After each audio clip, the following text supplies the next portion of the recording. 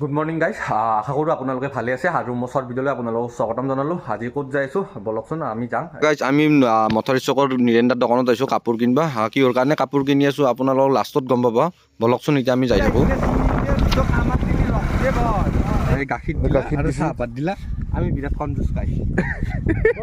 এইটো কি কল গম পাইছা না? অসমীয়া ভাষাত পুৰীয়া কল মানে কাঁচকল।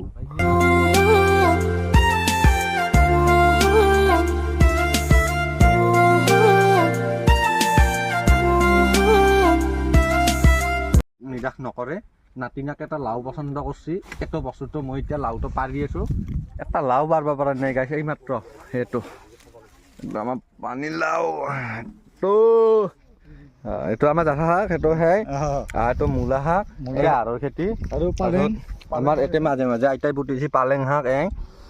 টুকুলো টুকুলো ডাং ডাং আছো মই শাক ললো গাইছ।